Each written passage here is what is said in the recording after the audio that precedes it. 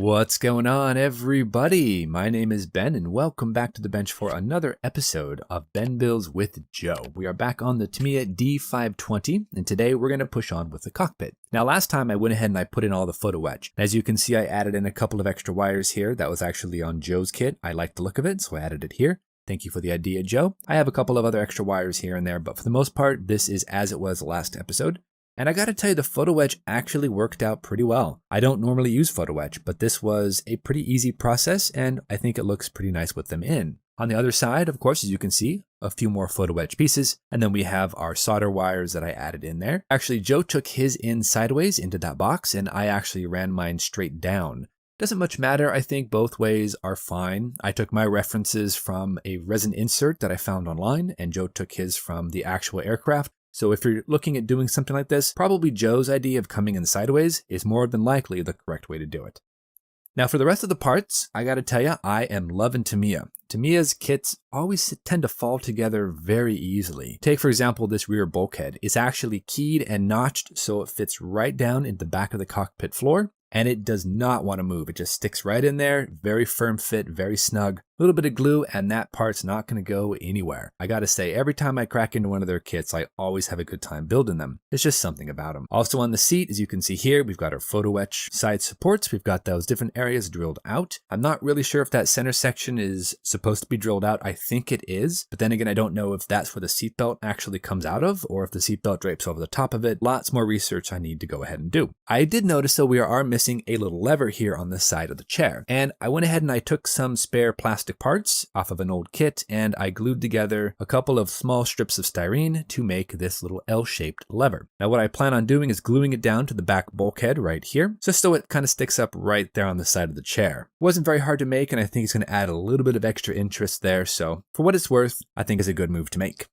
Now moving forward with today's episode, guys, I want to go ahead and focus on painting. I want to get the cockpit more or less painted up. To do that, we're going to start off with the primer color. And from my understanding, the French used a very light tannish color of primer, and we're going to be using Tamiya Buff XF-57. Now this isn't exactly right. I might want to come back with a little bit of a darker wash, maybe like some desert sand or something, just to go ahead and darken it down just a little bit in the recesses. But I might just run it as is and then just use maybe a panel liner or something to darken them down. What I want to go ahead and use this for though is the entire inside of the fuselage. Then after that is dry, I'll come on back, I'll mask off the center section of the cockpit and I'll use this Gunsy, kind of a dark blue color. And to be honest, I've been having a lot of luck with Mr. Color products. They tend to work really, really well. Then mixed with the flat black for the different consoles and the seat cushions, I think we'll be in a really good position.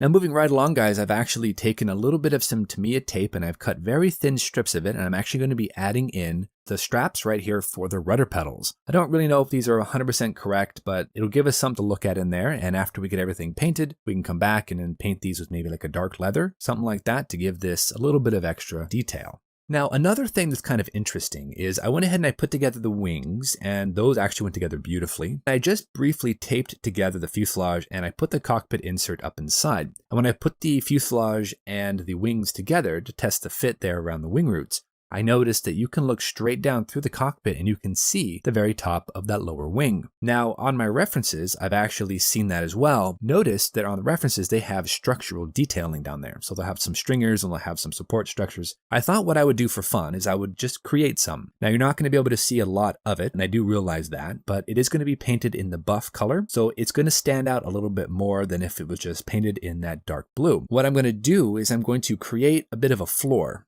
with this piece of styrene. And then I'm going to come in and I'm going to attempt to put in some stringers and just put some structural detail down there so that when you look through the cockpit and down through the cockpit floor, you're going to see a little bit of detail. Now again, it's not going to be a lot, but that's the plan. So let's go ahead and jump into a time lapse. I want to go ahead and build up this floor as best as I can, and then we're going to have to jump into paint and see what we can do. Let's see how this goes.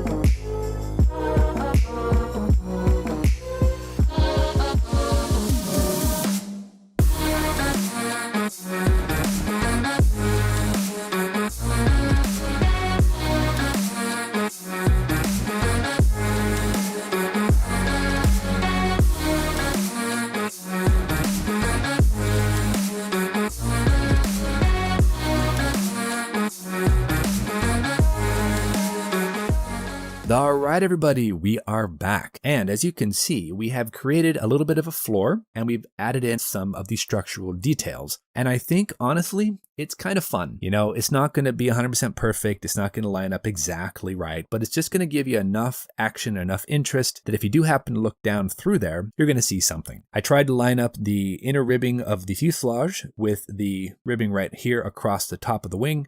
So I think overall, it lines up decently. So now we're going to go ahead and turn over to our spray booth, and we are going to start by airbrushing this buff color. So the center portion of the wing, all the sidewalls for the fuselage, in front of the cockpit, behind the cockpit. Once that buff is all nicely laid out, we'll come back with a little bit of tape and we'll paint on our dark blue, just for the center sections there for the cockpit. I think with the Tamiya buff, we're going to be able to have an opportunity to maybe use some panel shaders or something. So we're going to see what we can do. But let's go ahead and get that basic color down first and see how that looks.